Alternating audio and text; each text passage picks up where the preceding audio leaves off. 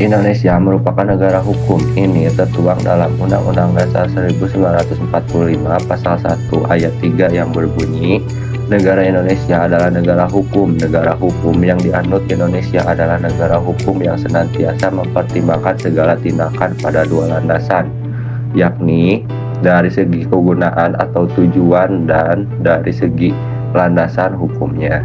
Sistem hukum di Indonesia merupakan campuran antara sistem hukum Eropa, hukum agama, dan hukum adat. Hal tersebut wajar mengingat hukum merupakan sebuah sistem yang tersusun dari sejumlah bagian yang masing-masing juga merupakan sistem yang dinamakan subsistem. Dalam sistem hukum Indonesia terdapat subsistem hukum perdata, hukum pidana, maupun hukum tata negara.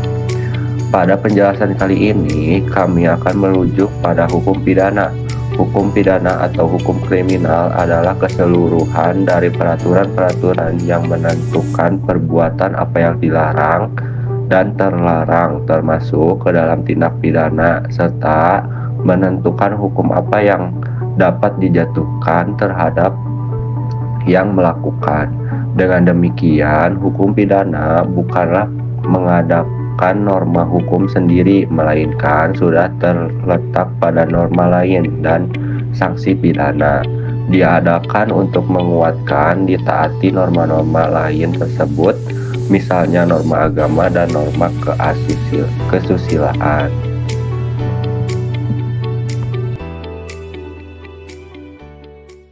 Kasus tindak pidana korupsi penyerobotan lahan negara untuk pembangunan kebun kelapa sawit menyebabkan kerugian sebesar 78 triliun dan total kerugian negara senilai 104,1 triliun rupiah. Kasus ini melibatkan grup Duta Palma yang tanpa izin menggarap lahan negara pada 2003 hingga 2022 sawit seluas 37.095 hektar di Kabupaten Indragiri, Hulu Riau.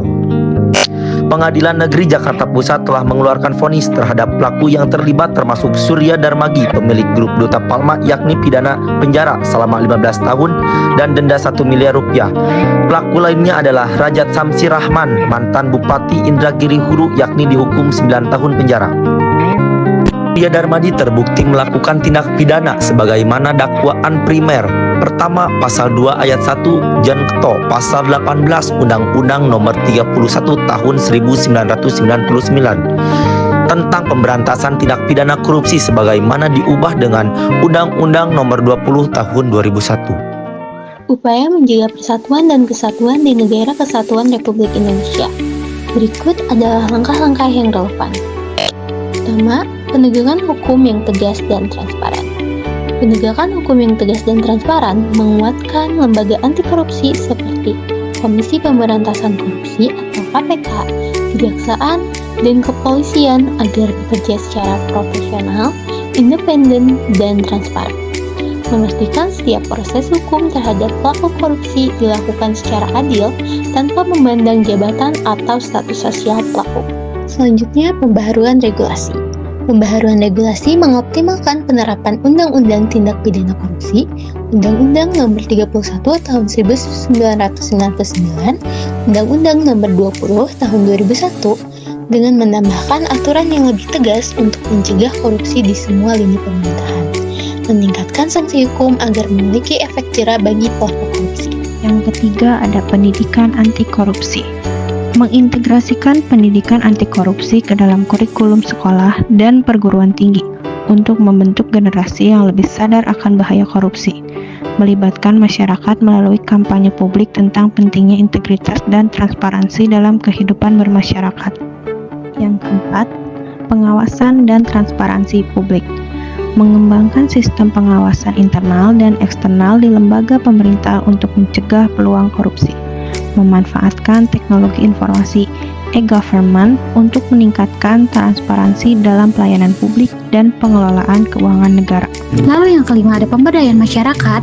Pemberdayaan masyarakat mendorong partisipasi masyarakat dalam mengawasi kinerja pemerintah melalui mekanisme pelaporan korupsi, melindungi pelapor atau whistleblower agar merasa aman dalam memberikan informasi tentang praktik korupsi.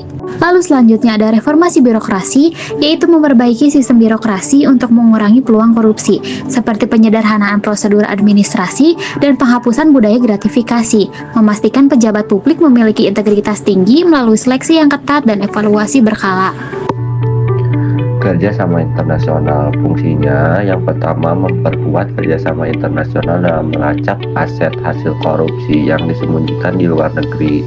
Yang kedua, mengadopsi standar internasional dalam pencegahan dan penanganan tindak pidana korupsi.